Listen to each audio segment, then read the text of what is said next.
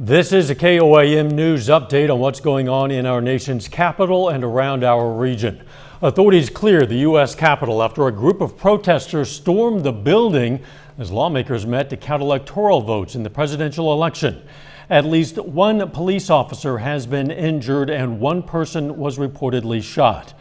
Authorities say some protesters had gotten into both the House and Senate chambers, as well as the office of House Speaker Nancy Pelosi. In response to the protests, Washington, D.C.'s mayor has declared a citywide curfew that started at 6 p.m. Eastern. Senator Roy Blunt of Missouri tweeted that the violence at the Capitol today is shameful and voiced his appreciation to Capitol Police. Senator Jim Inhofe from Oklahoma echoed the senator from Missouri, thanking law enforcement and calling for an end to the violence. Missouri Senator Josh Hawley's press office issued a tweet that also called for an end to the violence and praised law enforcement. In a statement sent to KOAM News, U.S. Congressman Jake LaTurner from Kansas said, quote, "The lawless behavior at the U.S. Capitol is reprehensible and has no place in our country. This is a stain on American history, and I condemn it in the strongest possible terms." Close to 1,000 supporters of President Trump gathered today outside the Oklahoma Capitol. Protesters held Trump 2020 flags and signs that read, "Stop the Steal." A handful carried long guns, which is legal in Oklahoma. The Oklahoma legislature was not in session and much of the crowd dispersed after a light rain began to fall. About 200 people rallied at the Kansas State House today to show their support for overturning President-elect Joe Biden's victory. They chanted, "Stop the Steal," 4 more years, and "No more masks." Hundreds of protesters gathered for a Stop the Steal rally at the Missouri Capitol in Jefferson City. Some said they feel disenfranchised.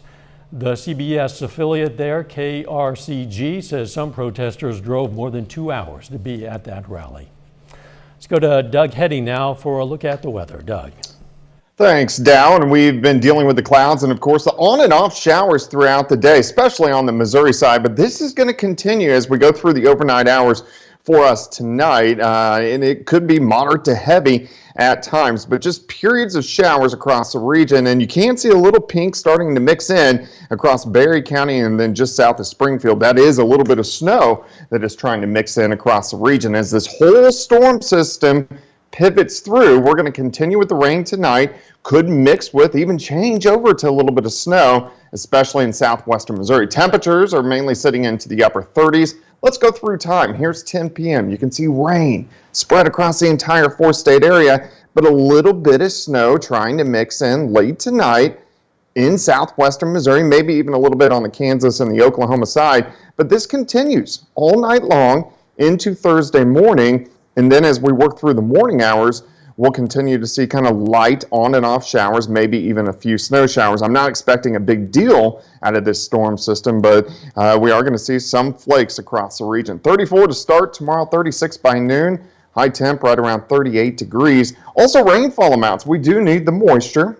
Most of us are going to pick up a quarter, maybe upwards to ½ an inch. And if we look at snowfall accumulation, of course, we are sitting above freezing. So I don't think this is going to be a problem, but we could see some light accumulations on the grassy surfaces, especially in our eastern counties. And I think a little bit more accumulation once you head east towards Springfield and also Branson. So on and off showers tonight, mixing in with a little bit of snow.